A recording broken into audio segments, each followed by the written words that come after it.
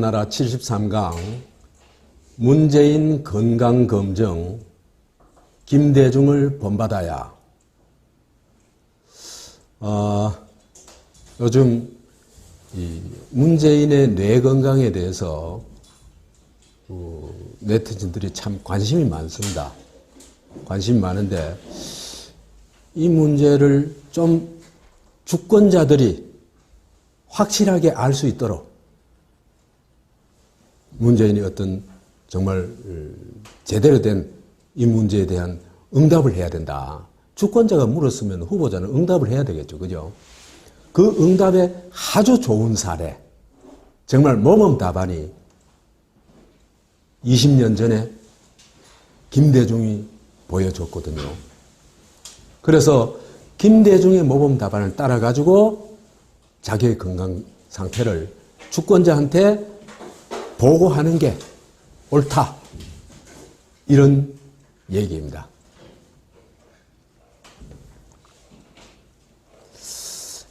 SBS 대선주자 국민면접에서 나온 장면입니다. 문재인이 안녕하십니까? 문재명입니다. 이렇게 말했어요. 그래서 이 여자분이 깜짝 놀래가지고 이렇게 반문하는 장면입니다. 저는 제가 66년하고 조금 더 살았는데 자기 이름을 말할 때 엉뚱한 이름을 대는 경우는 저는 처음 봤어요.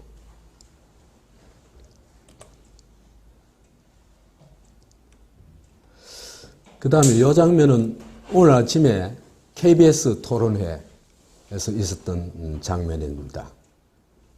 그 특전사에 있을 때 그 멋있는 사진을 들고 나와가지고 얘기를 했는데 저는 여기서 참 두 가지가 주목이 되었어요. 자기가 이런 일에 아주 참 제대로 잘 해가지고 전두환 여단장으로부터 표창도 받았다 하는 얘기를 하거든요. 저는 지금 새누리당, 옛날 새누리당의 김진태도요, 그죠? 이런 얘기는 안 합니다. 전두환한테 표창장 받다. 이게 오늘날에 어떤 의미를 가지는지 그건 다 알잖아요, 그죠? 그러니까 전두환은 한국에 있잖아요, 그죠? 군사 독재 정권과 학살의 상징인물 아닙니까, 그죠? 그래서 이래 얘기하는, 적어도 민주 세력의 어떤, 대표주자로 비슷하게 자임했던 사람인데, 이런 얘기를 하는 건 저는 참 이해가 안 갔어요. 그 다음에 또 하나는 국가 간 안보 간 애국심이 이때 형성됐다 그러거든요. 특전사식의 국가 간 안보 간 애국심이 어떤지는 딱 보여준 사람이 전형 우리가 아는 사람 딱 두 사람이 있습니다. 하나는 둘 다 전시입니다. 하나는 전두환이 보여줬죠. 또 하나는 전인범이 얼마 전에 보여줬죠. 그죠? 한국의 대통령이 되려고 하는 사람은요, 군대식의 국가관을 가지면 절대로 안 됩니다, 그거는. 민주주의 절대로 할 수가 없습니다. 더구나 특전사식 적을 깨부수고 적진에 쳐들어가가지고 적을 깨부수는 게 목적인 특전사식의 국가관을 가졌다면 이거 대단히 위험한 겁니다. 특전사식 국가관은 딱 그 사람들한테만 필요한 국가관입니다. 그래서 이런 말을 하는 문재인을 보고 제가 정말 깜짝 놀랐어요. 아, 정말 저 사람이 정상일까? 그런 의문이 확 들었어요.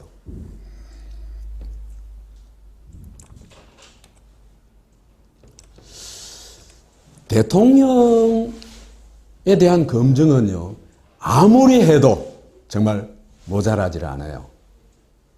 예컨대, 그죠? 레이건이 미국 대통령 됐잖아요. 그죠? 근데 레이건이 치매인데도 대통령 됐거든요. 그래가지고 어떻게 됐냐 하면요. 말도 안 되는 스타워즈 하는 거. 지금 MD 체계의 그 전신입니다. 그걸 해가지고 엄청난 낭비를 했어요. MD 체계 이거는 사실은 허공했던 그 허상이거든요. 그 다음 또 하나는 소위 미국의 가진 층들의 이익을 완전히 이 레이건 시대 때 완벽하게 보장했죠. 그게 뭡니까? 신자유주의라는 겁니다. 그래서 미국이 양극화되고 세계가 양극화되고 이 오늘날의 혼란을 겪는 거죠. 굉장히 중요한 원인 중에 하나가 미국의 레이건 대통령입니다. 그렇게 볼 것 같으면은 사람 하나 잘못 검증하면은 얼마나 불행한 사태가 오는지 우리가 정말 뼈저리게 느낄 수 있는 겁니다. 우리나라에도 그랬죠. 그죠? 박근혜 부실 검증했죠. 검증 제대로 거의 안 했죠. 그 결과가 어떤 결과를 가져왔는지 지금 4년 만에 우리 다 알았잖아요. 그래가지고 결과로 어떻게 됐습니까? 도저히 안 되겠으니까 시민의 힘으로 탄핵시켰죠. 그래서 이 부실 검증은요, 반드시 재앙을 부릅니다. 재앙을 부른데요. 박근혜 때 보면은 우리가 검증해야 될 지금 그죠? 한국의 검증 수준을 보면은 이건 초등학교 반장 뽑을 때도 그런 검증 수준 아니에요. 정말 한국의 언론은 너무 수준 미달이에요. 수준 미달. 지식인들도 그렇고.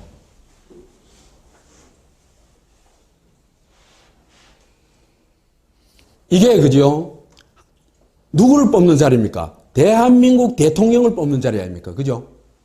그럼 제일 먼저 물어봐야 될 게 뭡니까?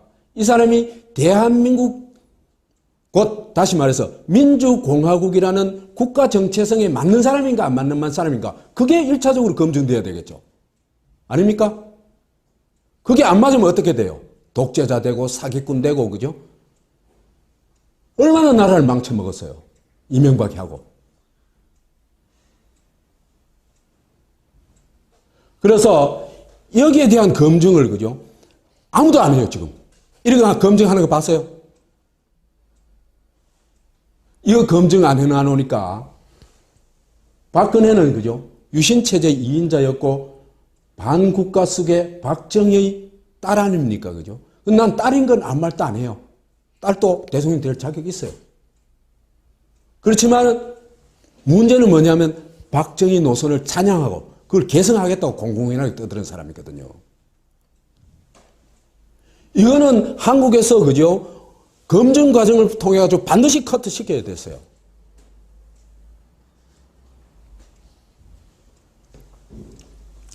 그 다음에 두 번째로 개인적으로 리더십이 있느냐. 이 국가를 끌고 나가려고 하면 굉장한 리더십이 필요하겠죠. 그죠? 근데 리더십에 그죠? 리더십 이전에 사람 구실이라도 할 수 있느냐. 그 첫째가 뭡니까? 인지 능력이 있냐는 겁니다. 뭘 보고 뭔지 또인지 된자인지 구별할 수 있느냐 이겁니다. 똥을 보고 황금이라고 하면 좀 곤란하죠. 이런 거죠. 인간 능력의 가장 밑바닥인 인지 능력도 꽝인 게 박근혜 아닙니까? 그래서 김영삼이가 이름 붙여놓은 게 뭡니까? 7푼이라고 이름 붙여놨지 않습니까? 그것에 대해서 한국인의 한 95%가 공감하잖아요. 그죠?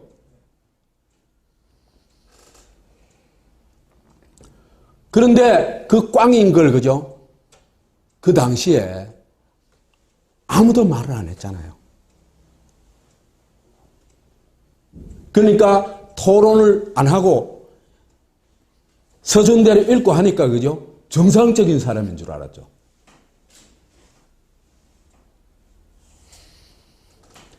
그 다음에 공약이 실현 가능한가?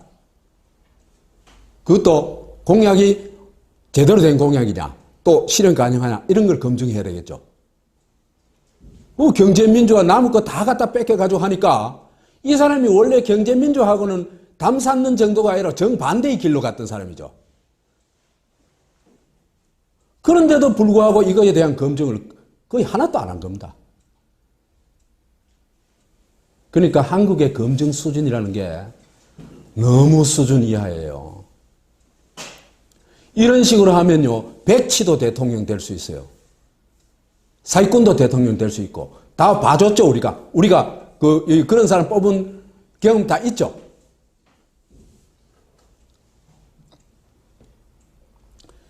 이런 사람 뽑으나니까 이 사람이 어떻게 했으면 결국 국정을 완전히 파괴시켜버렸죠.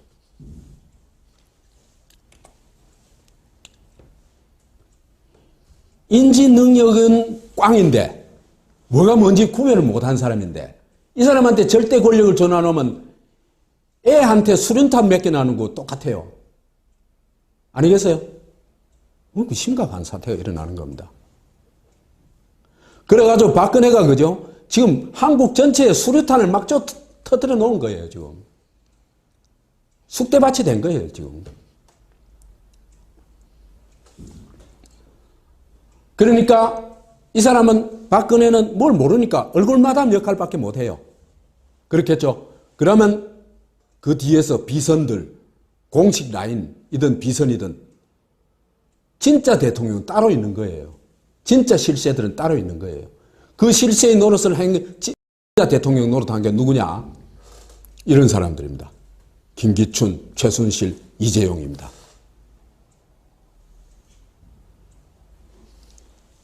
그래서 나라를 완전히 조자리 내놨죠. 대선 부정 수사도 방해하고 세월호 일으키고 위안부 문제를 10억엔 일본 돈 받아가지고 한국 정부가 일본 대행을 하고 있죠. 그렇죠. 일본 정부 그 하부 기관 노릇을 하고 있죠. 이건 독립국가로서 있을 수 없는 일이에요. 개성공단 폐지했죠. 폐쇄했죠. 사드 배치 인정했죠. 그 다음에 국정교과서 테러방지법. 그래가지고 유신으로 돌아갈 수 있는 길까지 확 다 깔아놓은 겁니다. 이거 누가 이 짓 했겠어요? 예? 김기춘이가 이 짓 한 겁니다.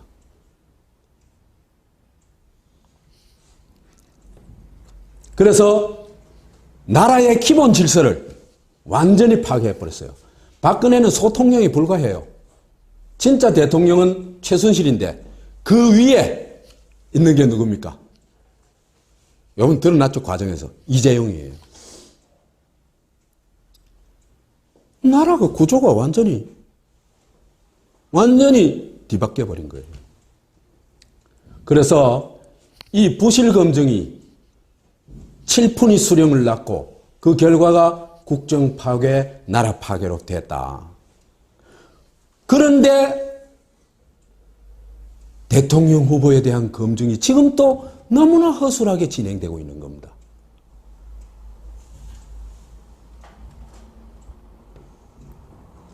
그런데요, 더 나아가서 검증 자체를 범죄시하는 집단까지 나오고 있어요.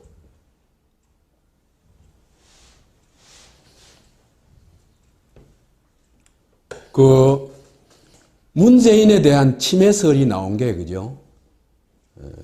나오고 하루쯤 이틀인가 제가 이제 인터넷을 자주 하니까 그 나온 걸 처음 보고 나서 하루인가 이틀 지나가지고 바로 고발 들어갔어요. 문재인 쪽에서. 그래서 이 사람들 진짜 참 놀랍다 싶은데 그 다음에 이 사람들의 말이 더 놀라워요. 침해 의혹 제기를 하자 이걸 악질적인 가짜뉴스로 낙인을 찍어버립니다. 침해 의혹 제기 자체를. 문용식이 이런 얘기한 거, 한 놈만 팬다, 걸리면 죽는다. 이거 어디서? 영화에 나온 대사죠, 그죠? 이 깡패들 용어죠.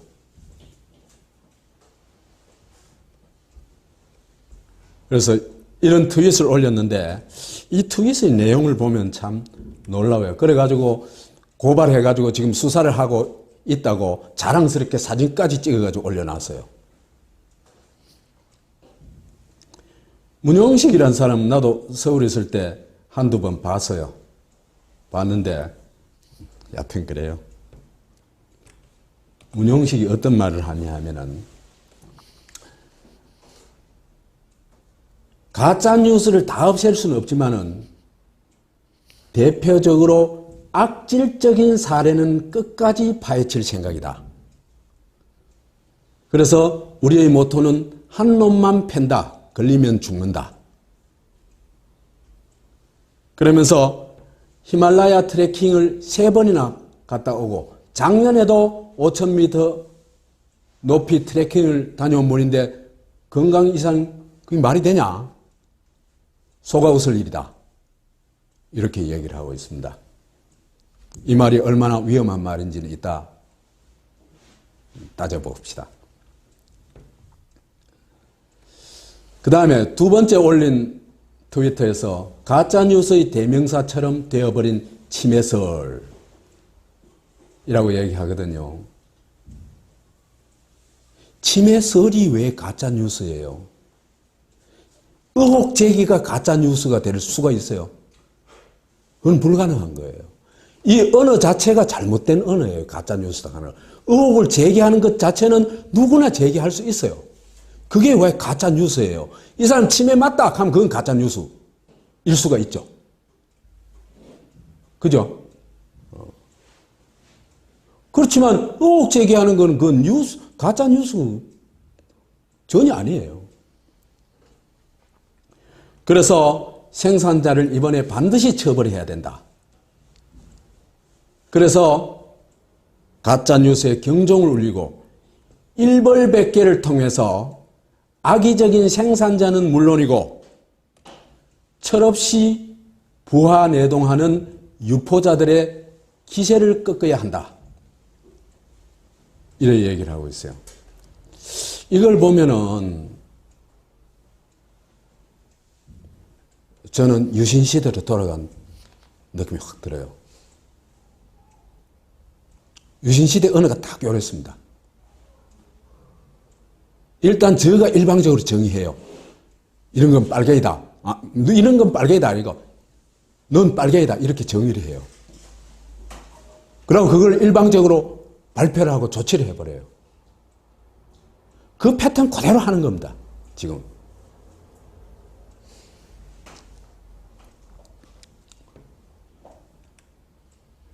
의혹 제기 주권자를 악질 생산자로 낙인을 찍어버렸다. 악질이라는 건 누구 입장에서 하는 얘기입니까? 완전 자기 입장을 절대화한 거죠. 이것도 대단히 위험한 거죠. 그렇죠? 군사정권이 바로 어떤 사람들입니까? 자기 입장을 절대화하고 나는 옳고 넌 틀렸다 이거 아닙니까? 그죠? 이 사람의 발상 자체가 굉장히 위험한 겁니다. 이게. 이 사람이 장관쯤 되거나 어떤 기관장이 되면요. 나 으시시해요. 어떤 일이 일어날지.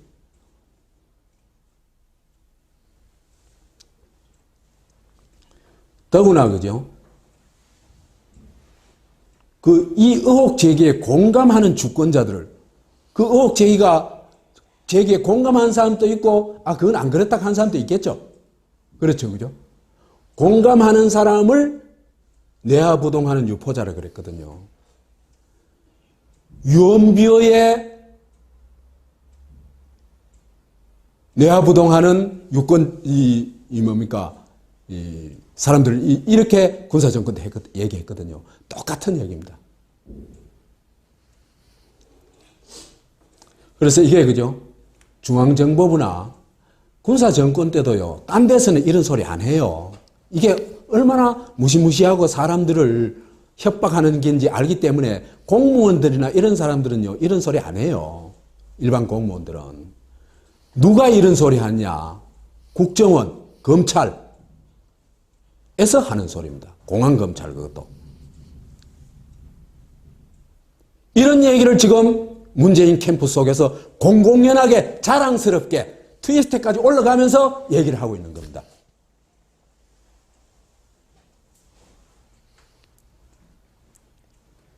그래서 이 문재인 팀이요, 내가 이걸로 볼 때는요, 군사 독재 정권하고 싱크로율이 99%다. 이렇게 아주 단언을 할 수 있습니다. 제가요, 민주화운동 기념사업회라는 데 가가지고 한 1년 있었어요. 2004년 말에서 2005년 말까지. 그 다음에 한 3년 가까이 거기서 함세웅, 그때 함세웅 이사장이었는데, 함세웅 이사장하고 3년 가까이 내가 싸웠어요. 싸웠는데요, 그때 제가요, 그 민주화운동 기념사업회 직원은 거의 다 운동권 출신입니다. 한 80% 이상 운동권 출신입니다. 거기 가서 운동권 행태를, 그죠? 정말 내가 아주 뼈저리게 체험했습니다. 포철에서 돈을 18억 원을 받아가지고 이걸 가지고 장난을 치는데 참 어이없는 장난을 치는 거예요. 제가 이 때문에 YTN 가서 폭로도 했어요. 그런 잘못된 일을 저지르고 있다고. 이해찬 총리를 통해가지고 그 일을 저지르고 있다고 폭로를 했어요. 그런데요, 그 이튿날부터 모든 언론이, 그죠? 내한테 다 차단됐어요. 그 이튿날. 군사정권하고 뭐가 달라요? 그리고 나를 호텔에 커피숍에 좀 나와달라 그러죠. 협박을 해요. 이 얘기는 나중에 내 기회 나면은, 지금까지는 내 이런 얘기 안 했어요. 근데 하는 행태를 보니까 이 사람들 도저히 안 되겠다 싶은 거예요. 민주화 운동권에 있잖아요, 그죠? 저는 운동권이라고 뭐 넣어준 사람도 있고 안 넣어준 사람도 있어요. 뭐 넣어주든 안 넣어주든 그 별 관계 없어요. 관계 없지만은 여하튼 민주화 운동권의 제일 문제는, 그죠? 그 속에 민주주의가 없다는 겁니다.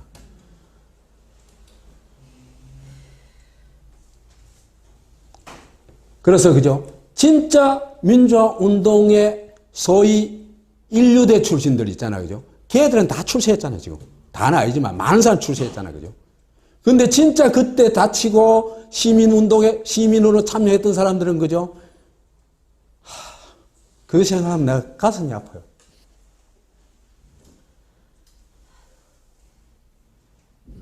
그 사람들은, 그죠? 엄청난 피해를 입고 아직까지 트라우마에서 헤매고 있어요. 헤매는 사람이 수없이 많아요. 그런데도, 그죠? 민주화 정권 10년 동안, 그죠? 이들에 대한 치유조차 한 번 또 고민을 제대로 안 했습니다.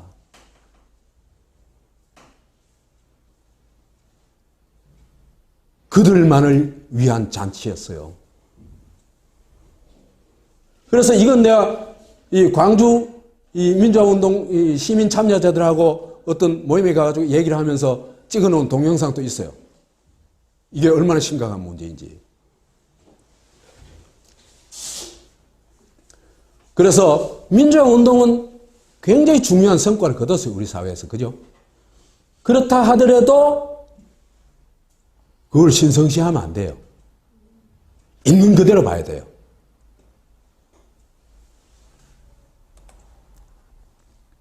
그래서 민주화운동권의 역사적 공로는 100% 인정하지만은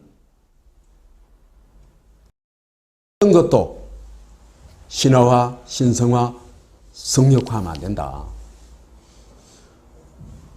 그걸 성역화, 신성화한 대표적인 사례가 뭡니까? 북한의 김일성이죠. 독립운동을 한 걸 완전히 신성화, 절대화 해가지고, 그죠? 감히 누구도 실사구시를 할 수 없고 이의를 제기할 수 없죠. 그죠? 그래 되면 그 권력은 어떻게 됩니까? 절대화되고, 그죠? 모든 사람들은 그 권력의 노예가 되게 되어 있습니다.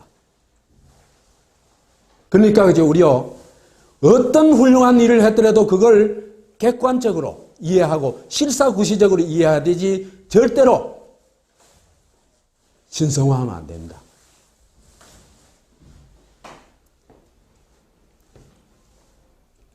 그런데 지금요, 북한에는 김일성 신화가 아직도 가장 강렬하게 작동하고 있죠. 이건 누구도 못 건드립니다. 남쪽에서는요, 박정희 신화가 얼마 전까지 그랬죠. 근데 그 신화를 누가 다 쫓아 나왔습니까? 우리의 사랑하는 근혜양이 완전히 다 부사놨죠. 제가 사랑한다 하니까 좀 이상한 모양이죠. 나이가 비슷해요. 근데 요즘 또 굉장한 위험이 자라나고 있습니다. 언젠간 제가 조만간 노무현 신화에 대해서 얘기를 해야 되겠어요. 이거 굉장히 위험한 어떤 일이 벌어지고 있으니까 이건 반드시 알아야 됩니다. 노무현 신화를 만드는 사람들이 있습니다. 누군지도 압니다, 제가.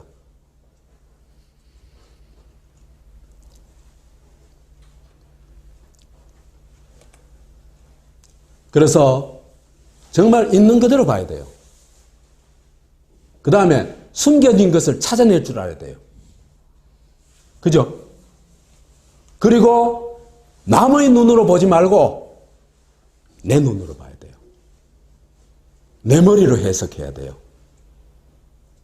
내 팔로 흔들어야 돼요. 이게 가장 중요합니다.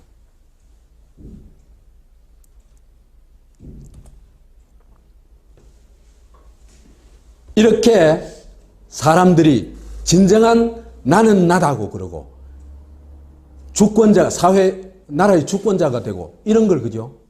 정치 권력을 가진 사람은 원하겠어요? 안 하겠어요? 안 하겠어요? 이거는 너무 싫죠? 그렇죠? 주권자가 된 한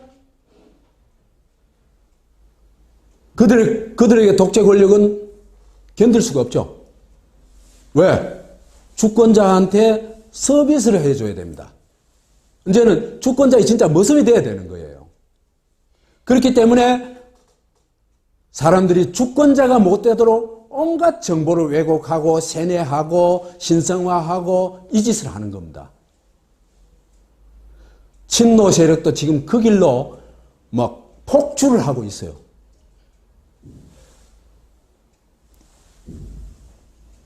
이리 가면요, 박정희 세력의 뒤를 따라갑니다. 똑같은 양상입니다, 지금. 이들이 어떤 짓을 하는지 보여주는 게 그죠? 일벌백계주의입니다. 일벌백계주의를 딱 쉽게 얘기하면요, 권총 강도가요, 은행 강도가 은행에 들어가면서 탕탕 공포 쏘죠, 그죠? 그 다음에 한 놈 있잖아요, 그죠? 광 사가지고 죽여요. 그럼 딴 사람은 다 어떻게 했습니까? 완전히 살기 위해서 딱 바닥에 엎드리죠. 이게 일벌백계주의입니다.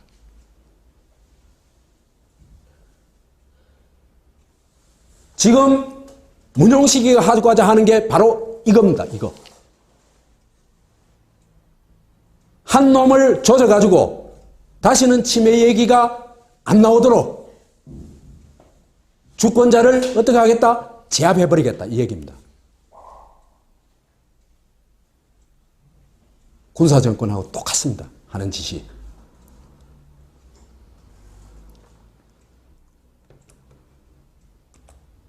그래서 권력도 잡기 전에 딴 사람들은요, 권력 잡고 극해요. 일벌백계주의니 익해요. 예? 근데 이 사람들은 권력도 잡기 전에 일벌백계를 선포를 하고 있어요.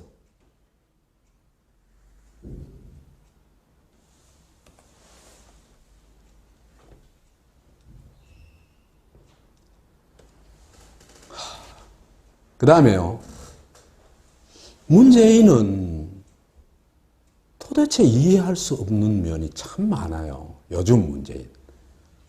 저도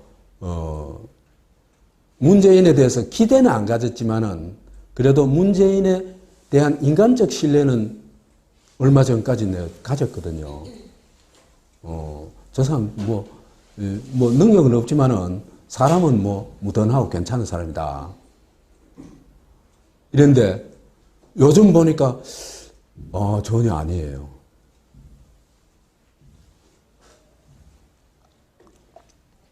문재인이 그죠? 언행이 지금 완전히 반대로 나아가고 있어요. 말하고 행동하고 달라요. 그 대표적인 게 이 사례를 들 수 있습니다. 설전에 나와가지고 뭐라 그랬냐 하면은 국민들은 얼마든지 권력자를 비판할 자유가 있죠. 이랬어요. 그러면은 아니 비판하는 게 아니고 의혹을 제기하는 거 아닙니까? 혹시 침해일지도 모른다. 이거는 주권자가 당연히 제기할 수 있는 의혹 아닙니까? 그러면 이것은 당연히 좀 수용하고 여기에 대해서 어떤 응답을 해야 되겠죠. 그런데 어떻게 하냐 하면 지금 행동으로 나타나는 것은 자기에 대한 침해 의혹 제기는 악질적 가짜뉴스다가 단정을 하고 있습니다.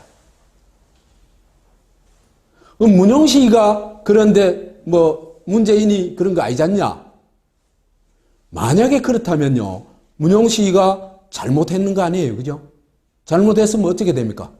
책임을 물어가지고 처벌을 해야 되겠죠. 처리를 해야 되겠죠.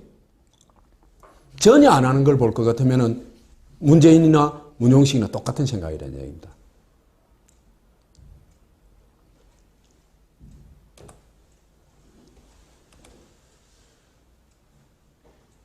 그래서 이번 민주주의를 얘기하지만은 행동은 독재자의 행동을 하고 있다.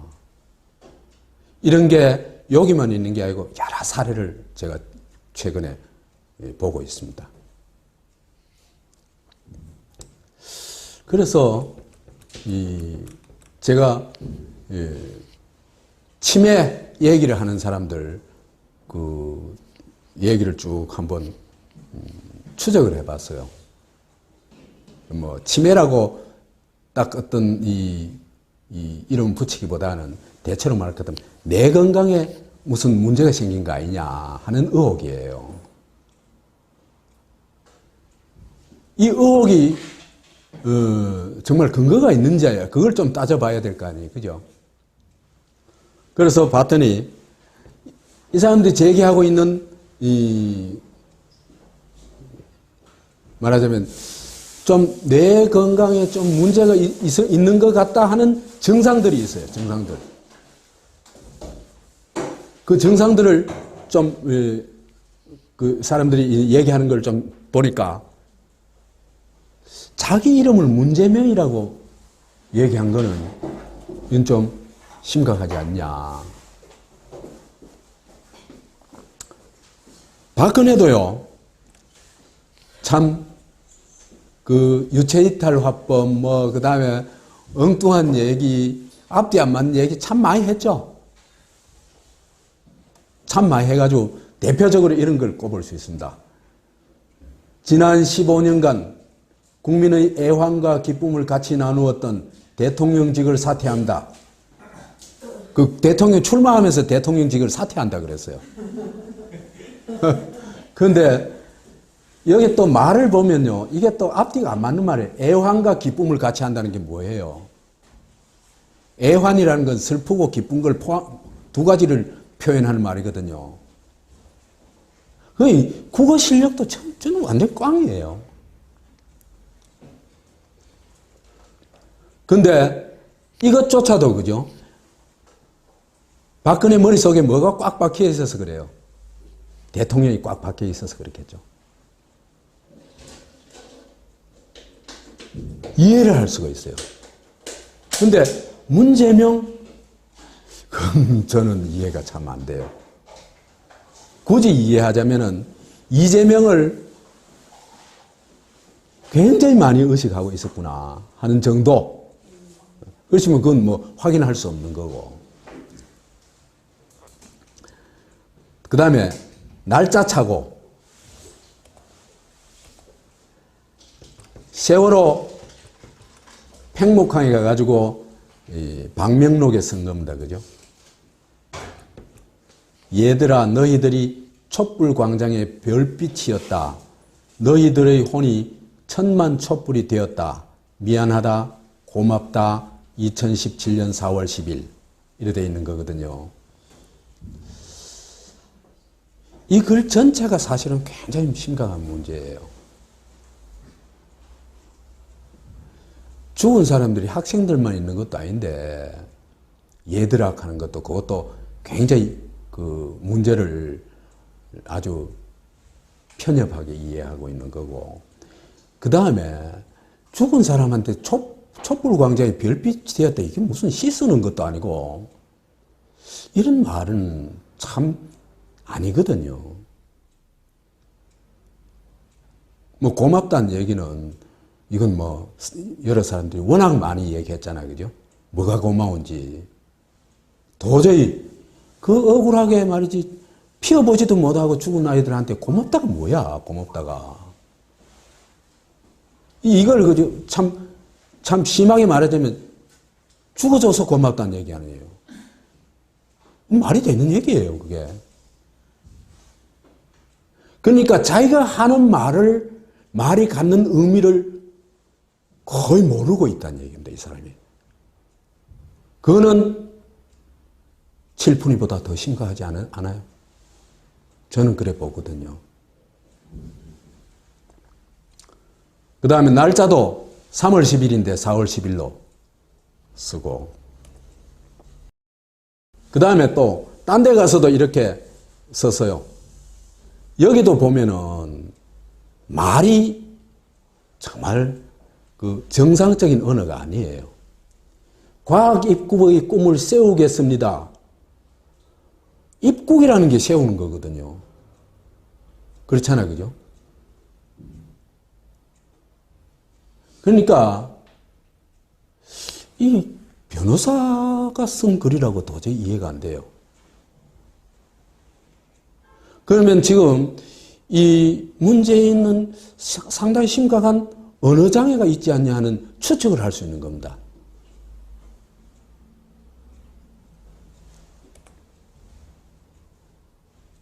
날짜 기억 못하는 것도 그렇고, 그 다음에 이게 이제 거의 대부분 문재인의 뇌 건강을 걱정하는 사람들의 사례로 드는 것이 사다리 타기입니다. 사다리 타기는 봤죠, 그죠?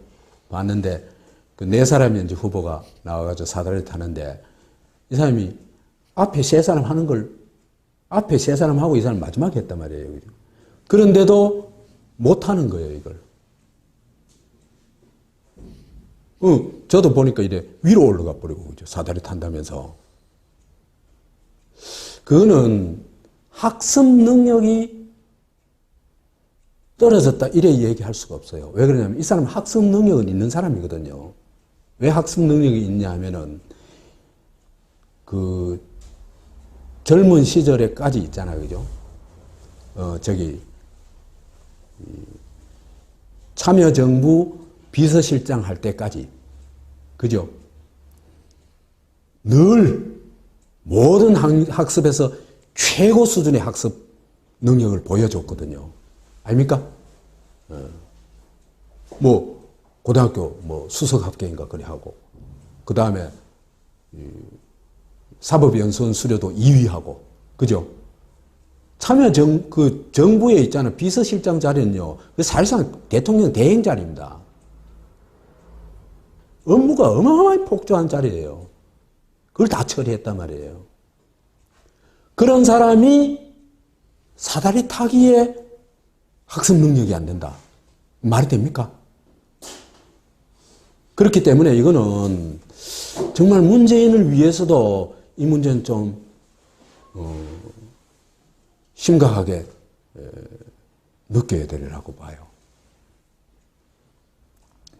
그 다음에 여성 무슨 집회에 가가지고 장애인이 등급제를 폐지하라 이런 요구를 하니까 세 사람은 다 거기에 맞는, 딴 후보들은 세 사람 거기에 맞는 답변을 하는데 문재인은 엉뚱한 답변을 해요. 페미니즘 대통령이 되겠다 그래요. 이 핀트가 완전히 어긋나는 거예요. 문재인이 이런 사람 아니거든요. 그 다음에 요즘 수처방자라 그러잖아, 그죠? 토론회 나와가지고도 읽는 꼭 반드시 이제 읽을 거리를 준비해온 걸 보고 얘기를 하거든요.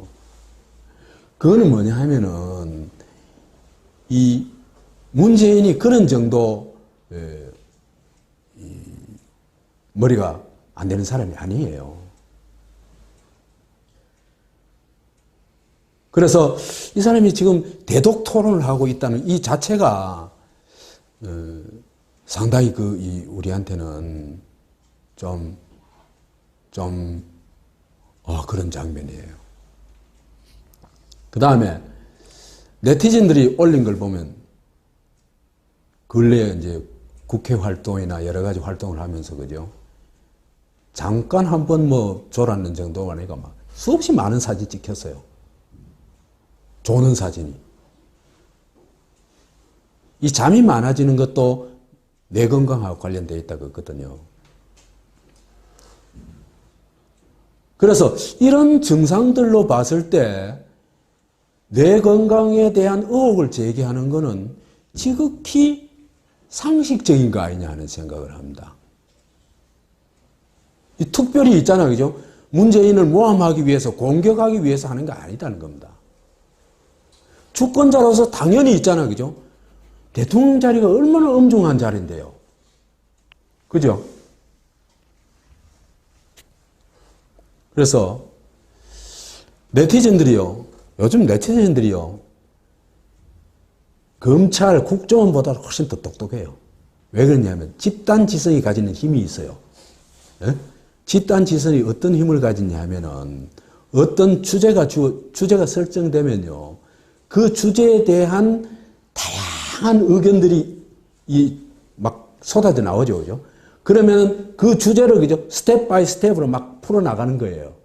풀어나가는데 이 과정에서 합리적인 이 과정이 이제 두 개의 엄청난 과정을 거치게 되는데, 하나는 합리적인, 남을 더 설득할 수 있는 합리적인 것이 반드시 이겨요. 그 과정에서 민주주의가 또 관철돼요. 그러니까 합리성과 민주주의가 관철되는 과정이 집단지성이 작동하는 과정이에요. 그렇기 때문에 며칠 앉아가지고 연구비 받기 위해서 하는 연구하고는 전혀 수준이 다른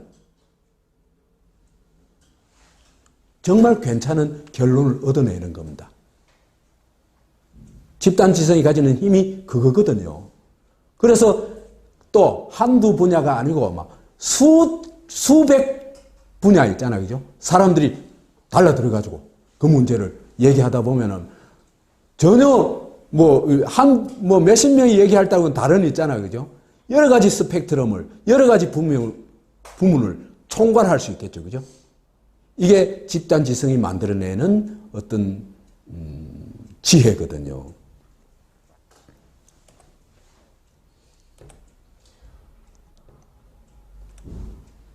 그런데 이 집단지성들이, 사람들이, 네티즌들이 뭘 주목했냐 하면은 치아가 많이 빠졌다. 치아는 치아 저작하고 뇌하고 관계되어 있다는 이건 상식이잖아요, 그죠? 이거 모르는 사람 있어요?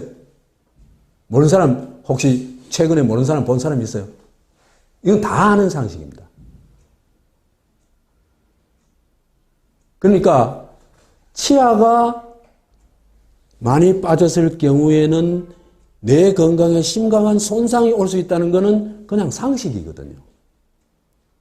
그런데 이 알려진 바로는 문재인이 참여정부 때 이 비서실장 하다가, 여하튼 비서실장하고 등등 역할을 하다가 너무 업무가 많아가지고 이빨이 11개 빠졌다 그러거든요. 그리고 임플란트로 해넣었다 그러거든요.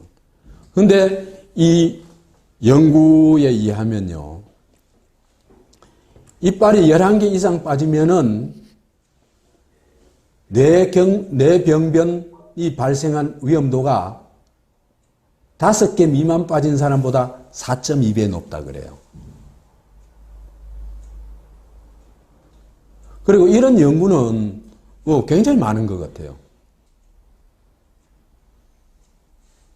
그래서 일단 네티즌들이 이런 걸 근거로 해가지고 문재인의 뇌 건강에 대한 검증이 필요하다, 이런 주장을 하는, 이런 얘기를 하는 겁니다.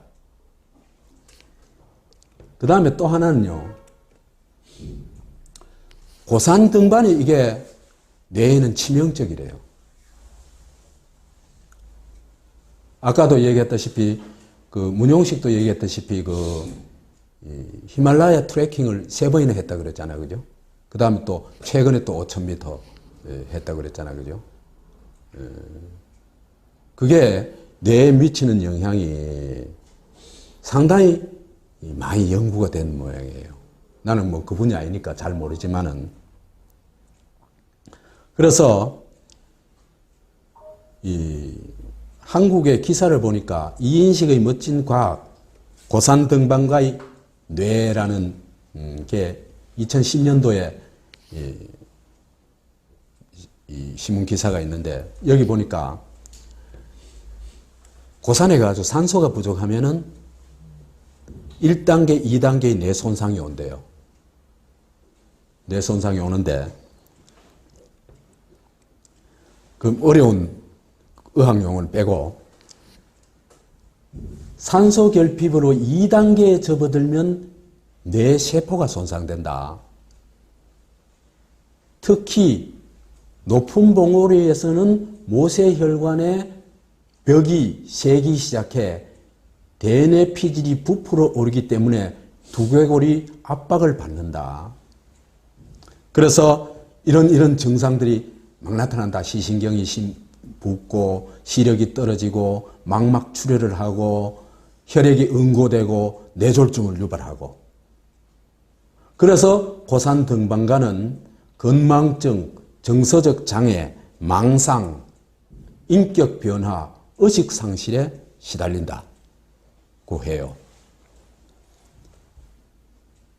그래서 이런 증상은요,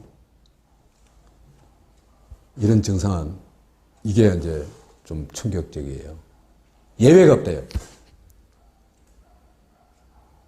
고산 등반하는 사람 예외가 없대요.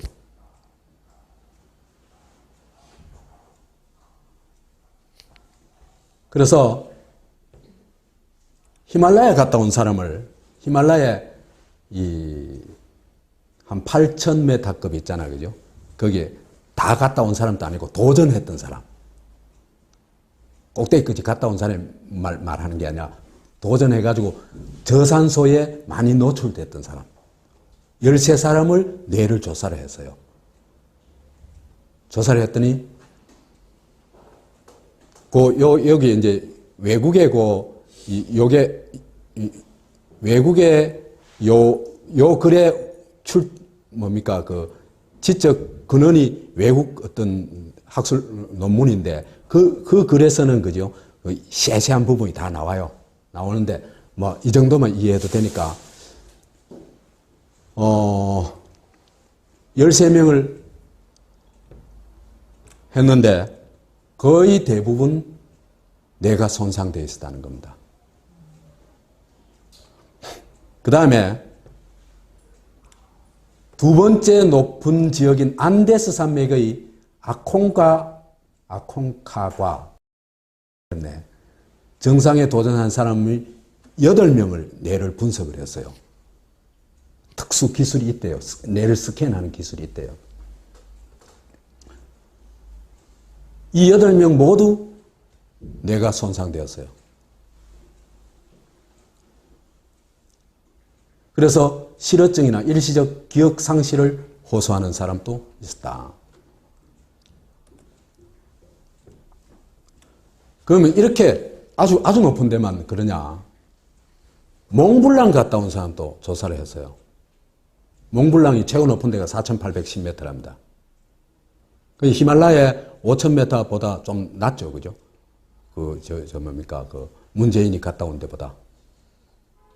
여기 했더니 정상에 다녀온 사람 7사람 뇌를 연구할 결과 정상에 다녀온, 그러니까 몇 번 다녀온지 그런 거는 뭐 지금 확실히 알 수가 없습니다. 하여튼 다녀온 사람의 뇌를 했더니 2명의 뇌가 팽창해 있었다는 겁니다. 그래서 이 사람들이 시간이 경과하면 몸이 이제 회복력이 있으니까, 그죠? 자연 회복력이 있으니까 그 뇌가 회복되기를 기대했대요. 기대했는데 3년 이후에 다시 조사했을 때 회복된 사람은 한 사람도 없었대요. 이건 뇌가 한번 이렇게 손상을 입으면 회복 불능이라는 얘기입니다. 그래서 이걸 제 구글에 찾아보니까 Into Thin Air Mountain Climbing Kills Brain Cells라는 글이 있어요. 2008년도에 발표된 글인데 Scientific American이라는 데 실린 겁니다. 여기 들어가 보면은 지금 말한 그 한국의 기사보다 훨씬 자세하게 알 수 있습니다.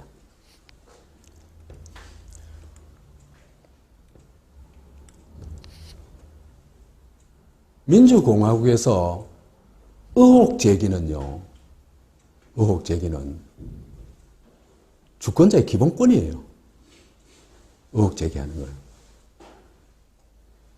이게 우리나라 헌법은 괜찮아요, 비교적. 그런데 하위법들이 헌법을 완전히 죽여놔요. 시행령에 가면은 권력이 지 멋대로 할 수 있도록 만들어놔요. 그러니까 우리나라에, 그죠? 이 정치 권력들이라는 것은 헌법 파괴범들이에요.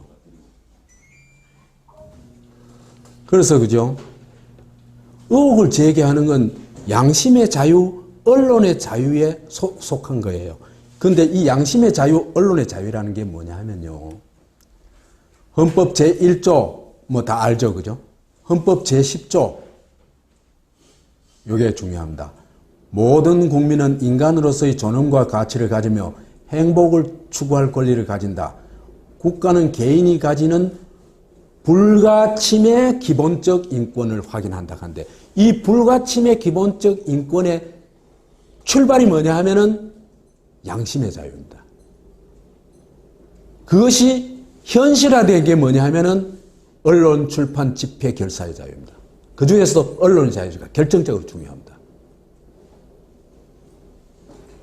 그렇기 때문에요, 언론의 자유에 대해서는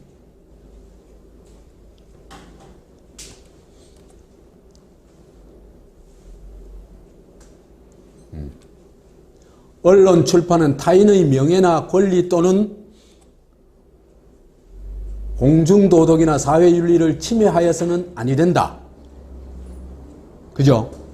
아니 된다고 해놨지만은 언론, 출판이 타인의 명예나 권리를 침해할 때에는 피해자는 이에 대한 피해의 배상을 청구할 수 있다 그래놨어요. 이게 무슨 얘기입니까? 민사상의 피해는 내가 피해 입었으니까 그 사람 때문에, 그죠? 그건 청구할 수 있지만 형사처벌의 대상은 아니다는 얘기입니다. 그런데 한국은 어떻게 합니까? 형사처벌을 막 지멋대로 하고 있죠.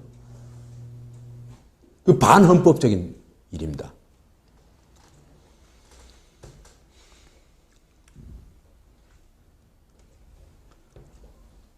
그래서 이런 의혹 제기 자체가 언론의 자유일 뿐만 아니라 더구나 내 주권을 맡아가지고 그걸 대행해 줄 사람 아니에요. 그죠? 대통령이. 그러면 그 대통령에 대한 검증은 나의 가장 기본적인 권리 중에 하나예요.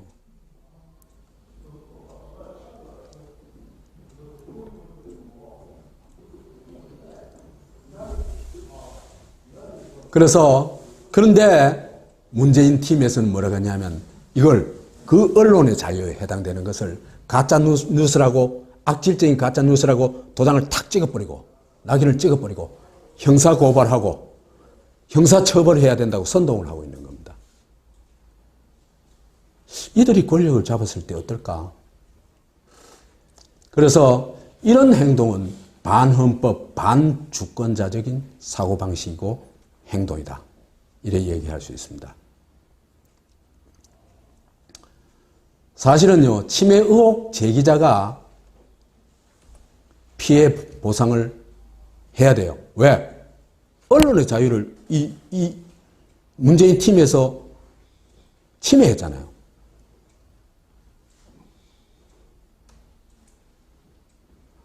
문용식은 가짜뉴스라고 허위사실을 유포했죠. 그 가짜뉴스인지 아닌지 어떻게 알아요, 지가? 그 다음에 악질적이라고 낙인까지 찍었죠. 그래서 이 사람은 허위사실 유포뿐만 아니라 명예훼손의 주범이다. 이렇게 얘기할 수 있습니다. 이제 올린 네티즌은 날벼락 맞은 거죠. 저는요, 이 사람이 어떤 처벌을 받게 되면은 저도 이분을 위해서 할 수 있는 일을 하고 싶어요.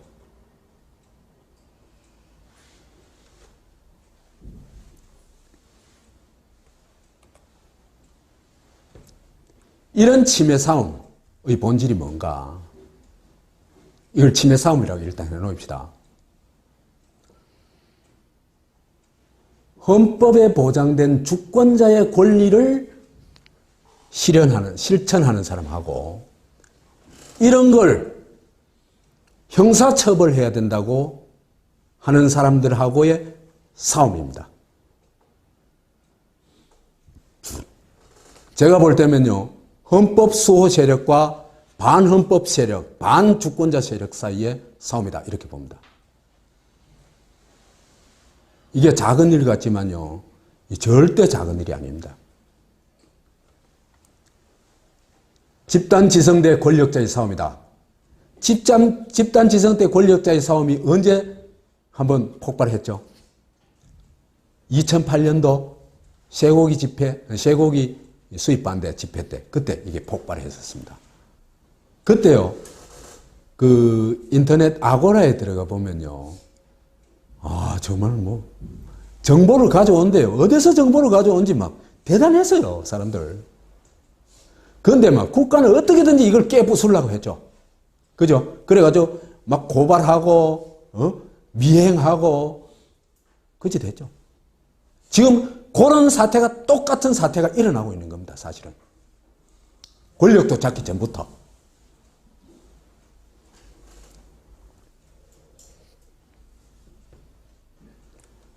제가 볼 때는요, 이렇게 보면은 제가 볼 때는 문재인이 박근혜보다도 위험하다고 생각을 합니다. 우선 부담되는 동지라고 할까, 협업자라고 할까, 또는 부하락해도 좋습니다. 에 대한 태도에서 박근혜와 문재인은 극과 극입니다. 박근혜는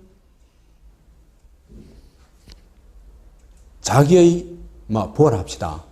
부활을 그죠? 내친 적이 없어요. 윤상현이 얼마나 개판 쳤어요. 그래도요, 끝까지 옹호했어요. 이게 잘했다는 뜻은 아닙니다. 그렇다 얘기입니다. 최순실, 김기춘, 조윤선, 원유철, 최경환, 윤상현 다 박근혜는 보듬었어요.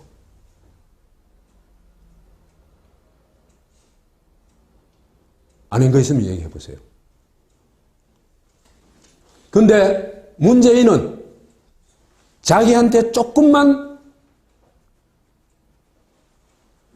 위해 또는 어떤 좀 문제가 올 경우에는 그죠?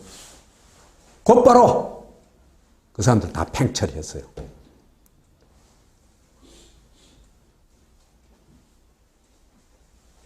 이름 들어볼까요? 장하나 대통령 사퇴하라, 보궐선거 실시하라 이래 놔놓으니까 그걸 문재인, 안철수, 박지원 할 것 없이 막 폭탄을 퍼붓죠. 그 다음에 강동원은 이 부정개표 이의 제기하다가 비상식적이다. 이렇게 매도되고 공천까지 탈락했죠. 정청래는 주승용의 사퇴 발언이 공갈사퇴다. 이 발언했다가 최고회의에서 최고위원회의 참석 정지를 당하고 그 다음에 당직 자격 정지를 1년을 당했어요. 김용익은 개헌 문건이 유출돼 가지고 또 얼마 안 있다 바로 사퇴했죠. 표창원은 더러운 잠 알죠? 흔히 누드 사진이다 이칸데 누드 작품이다 이칸데 그걸 누드 작품이라 하는 언론이나 참 기가 차요.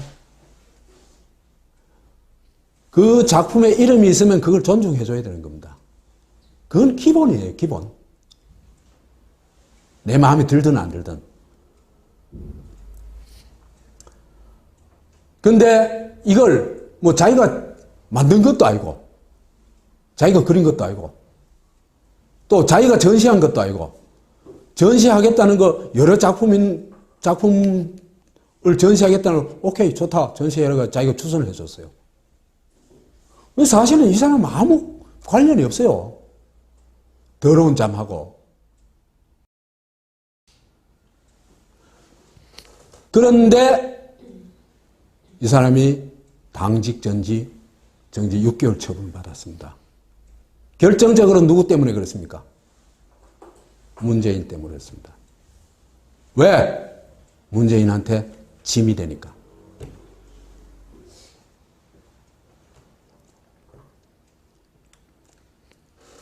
문재인이 이런 얘기해요. 박근혜 대통령을 풍자한 누드 그림이 국회에 전시된 것은 대단히 민망하고 유감스러운 일이다. 누드 그림이 뭐예요? 누드 그림이. 예술의 영역과 정치의 영역은 다르다. 예술의 영역은 허용되고 정치의 영역에서는 처벌받아야 된다. 그게 말이 됩니까?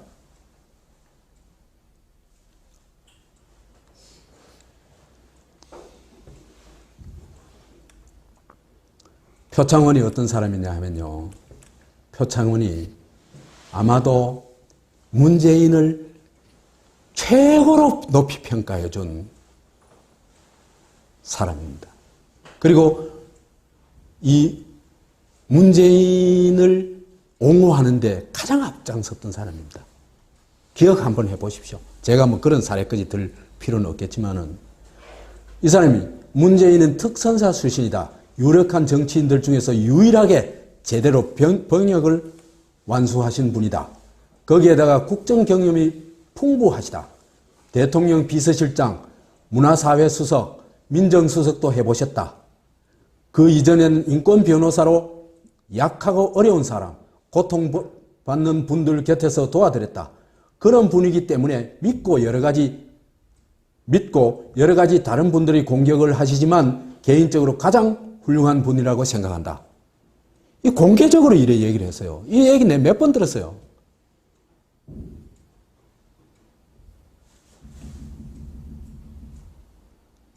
박근혜하고 딱 대비되죠. 이 지점에서. 막가파 전인범 아내를 권총으로 쏴버리겠다느니 뭐 전두환은 발표 안 했다느니 그 다음에 사드 배치를 찬성한다느니 정말 그냥 막 날뛰었죠. 그런데 이 사람도 그죠? 자기가 영입한 사람 아니에요. 그러나 자기한테 짐이 되니까 또 이제 사퇴시켜버린 겁니다. 손혜원도 노무현이 계획적 자살이다 얘기를 했다가 곧바로 이제 사퇴를 했죠. 웅캠프의 홍보 부본부장직을 사퇴했죠. 그런데 문재인이 뭐라면 문재인이 야단을 막 칩니다. 대단히 부적절한 발언이다. 그래서 사퇴시키고 책임을 물었다. 이렇게 얘기를 합니다. 나는 건드리지 마 이 얘기입니다. 손혜원으로 끝내 이 얘기입니다.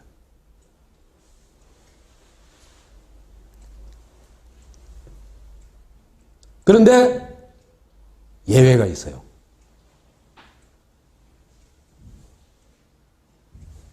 친재벌 반노조에 대해서는 무슨 소리를 해도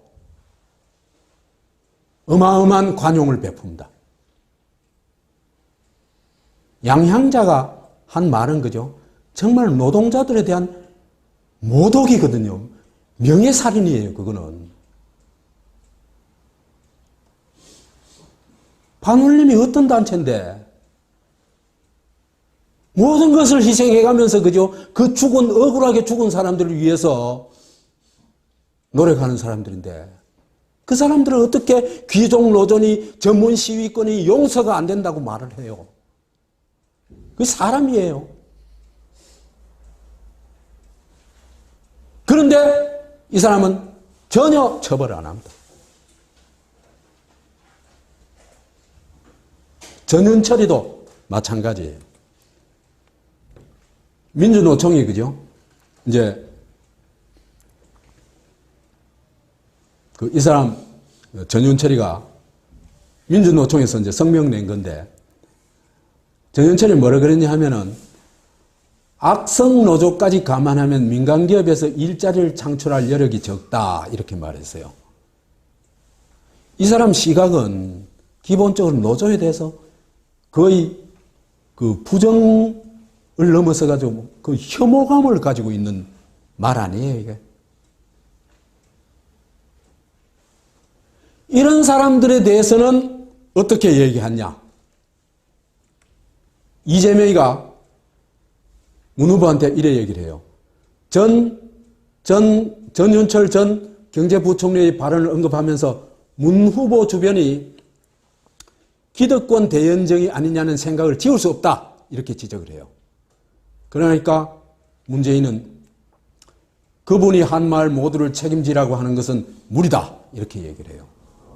그거 별거 아니다. 이 얘기입니다.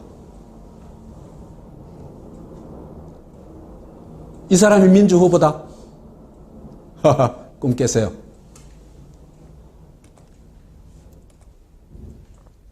그래서 이 사람의 행동을 보면요. 영광은 문재인이 차지하고 책임은 아래 것들이 져라. 전형적으로 그겁니다.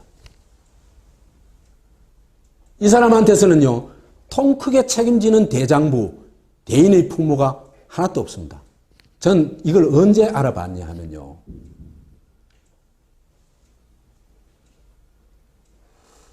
19대 국회의원 출마할 때 알아봤습니다. 아, 이 사람은 안 되겠다. 그때 손수조하고 붙었거든요. 네? 손수조하고 붙었어요.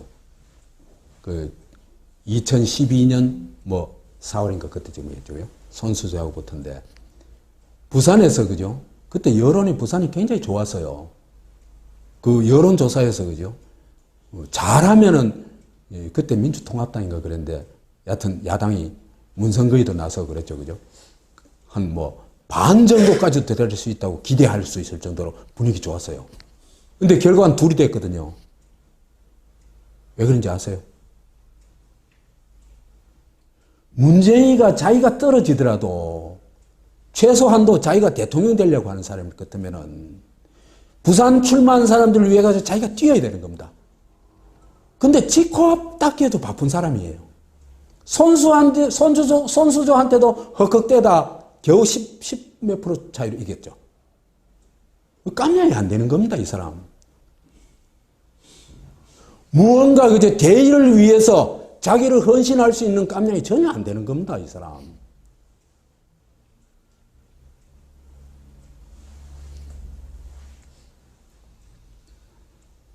그래서 조폭 두목 정도의 협량도 안 된다. 그래도 박근혜는 봐라. 조폭 두목 짓은 하지 않냐. 지부안은 딱 챙기지 않냐 말이야. 누가 뭐라 하든. 그러면 이 사람은 자기 동지들이 그죠? 그냥 장식품이야. 장식품. 귀걸이, 코걸이, 뭐 눈걸이는 없으니까 뭐 선글라스. 여하튼 그래서 이런 거 볼 거. 그 다음에 그렇기 때문에 이 사람은요 국회의원 출마했을 때도 그렇지만 정당 하나 제대로 끌고 가지 못해요. 안철수하고 그랬죠, 그죠? 김종인하고도 그랬죠. 그러니까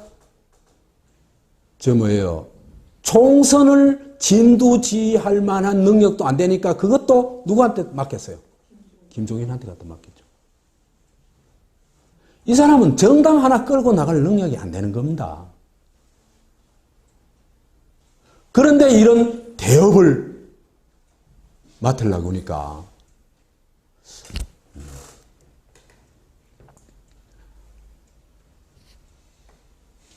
그 다음에 주권자의 헌법적 권리를 보장하는 데 있어서도 박근혜보다가 문재인이 더 위험해요. 박근혜가 블랙리스트를 만드는 등 이런 국가 범죄를 저지른 건 틀림없는 사실이에요. 국가에서 지원 안 하겠다 이거죠, 그죠? 그렇지만요, 이렇게 얘기해요. 자기한테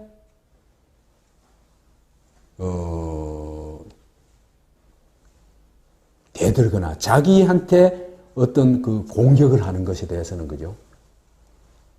예상외로 너그러웠습니다. 제가 여담으로요, 박근혜 정권 들어서고, 그저께 내 안 사람한테 얘기 들었어요. 들었었을 때, 안 사람이 속으로 되게 걱정했대요. 걱정했는 게, 알문박정이 쓴 최상처이를 박근혜가 절대 가만 안 둘 거다. 그래, 각오를 했대요. 속으로. 근데 그냥 넘어가더래요. 그 이후에도 보니까, 그죠? 제가 정말 박근혜는 엄청 공격했거든요. 칠푼이 수령이니 말이지, 세월호니. 근데도 아무 탈 없잖아요.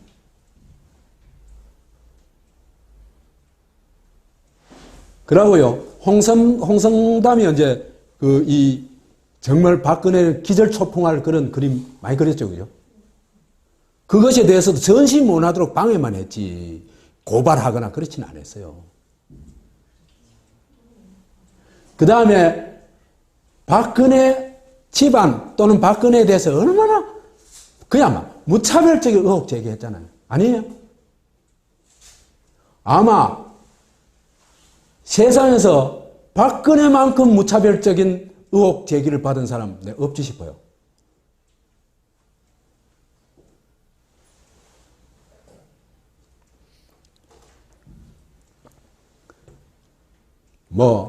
이 스위스 은행에 어떻다느니, 그 다음 박정희가 어떻다느니, 칠푼이가 어떻다느니, 대선 부정이 어떻다느니, 그 다음에 숨겨놓은 자식이 있다느니, 하나라느니, 둘이라느니, 그 다음에 북한에 가가지고 김정일이하고도 어떻게 했다느니, 정말 입에 담기조차 어려운, 그죠? 그런 얘기들이 막 쏟아져 나왔잖아요.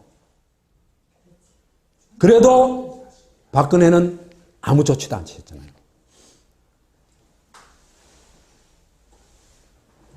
내 익하면서 참 내가 가슴이 아파요. 슬퍼요.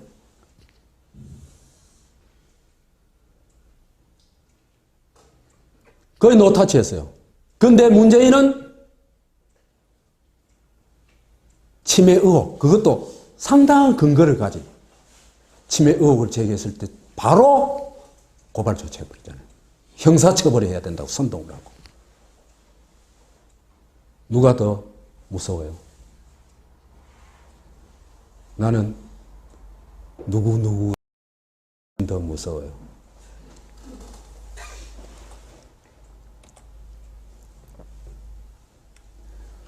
그러면은 지금까지 우리가 알고 있던 문재인의 이미지와 지금 현실적으로 행동하고 있는 문재인의 실제는 거의 정반대에 가깝죠.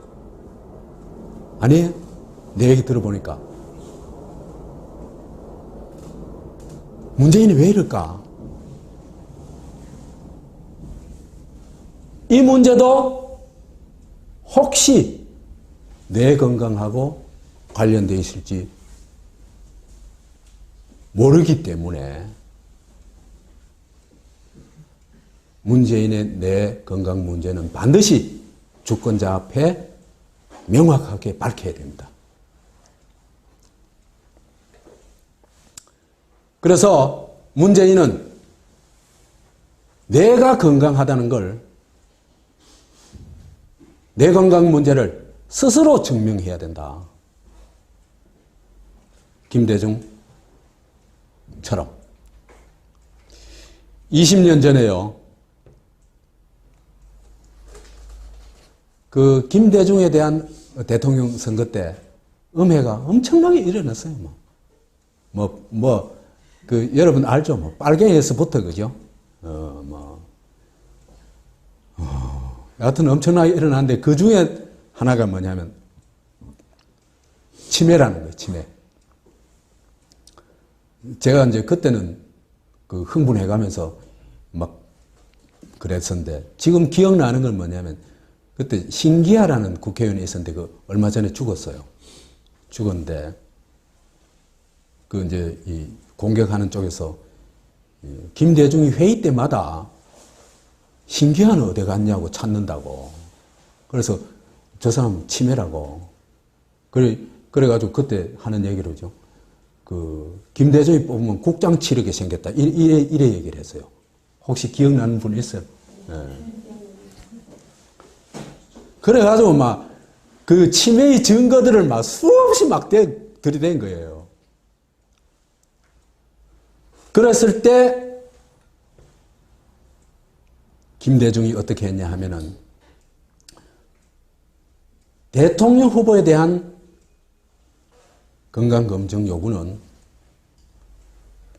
그때는 주권자를 않겠고 국민에게 했겠죠. 국민의 권리다. 당연히 관심을 가질 수 있다. 그래서 자진해서 건강검진을 받아요. 세브란스에서. 받아가지고 그 결과를 딱 점검을 제시하면서 발표를 해요. 그리고 TV 토론에서도 남들이 공격하지도 않았는데 또 그 말을 먼저 하면서 내가 신기하 찾았다고 했는데 그런 일 없다고. 내가 얘기하는데 보니까 어떤 사람이 내 옆에 있는 사람이 바로 옆에 있는 사람이 가더라.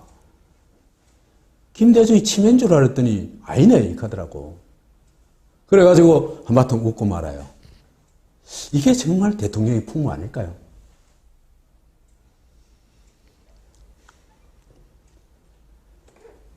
아까도 얘기했다시피 대통령의 건강 문제는요, 나라의 장래가 걸린 문제입니다. 특히 뭐 다리 한쪽 못 쓰고 팔 한쪽 못 쓰는 그 별 관계 없어요. 뇌에 문제가 있다면 이건 정말 심각한 겁니다. 그래서 지금 문재인 대세론이 아직도 살아있잖아요. 그죠? 그렇다면은 이 문재인의 건강 문제를 부실 검증하게 되면 어떤 결과가 올까? 저는 박근혜 정권보다도 더 치명적인 결과가 온다고 생각을 합니다.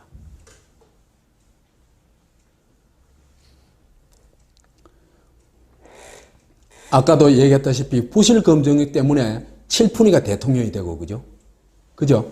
그 다음에 그 사람이 절대 권력을 휘두르고, 그러니까 그림자 권력이 이권을 다 빼먹고, 그래서 아무것도 모르는 사람이 그냥 아무데나 도장 쿡쿡 찍어대니까 국정이 파탄나고 나라가 파괴돼 버렸다.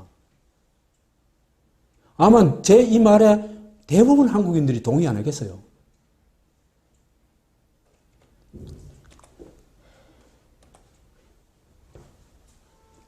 그래서 문재인이 내 건강에 문제가 있다면 저는 박근혜 정권 때보다 더 심하게 파국으로 직행하리라고 봅니다.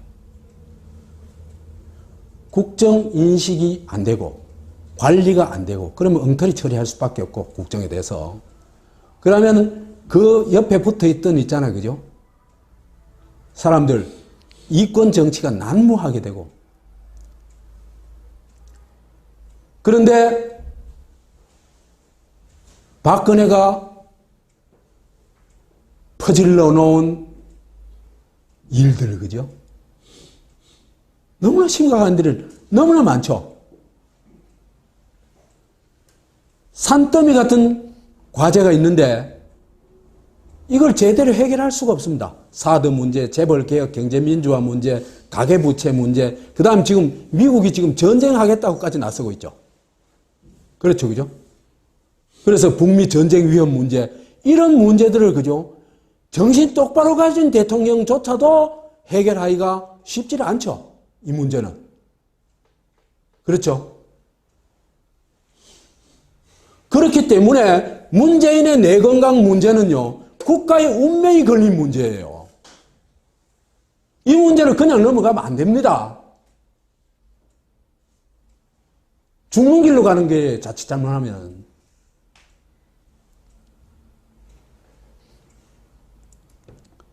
그래서 이런 산더미 같은 과제들 중에 그죠? 어느 하나만 잘못돼도 나는 한국이 정말 헤어나오기 어려운 파국으로 간다고 생각을 해요. 그렇기 때문에 문재인 님께 간곡하게 제가 부탁드리고 싶어요. 아마 저만이 아닐 겁니다. 대다수 유권자들이 그런 요구가 있지 않을까 싶습니다. 내 그 건강이 의심받는 분의 건강검진은 주권자에 대한 아주 기본적인 예의입니다.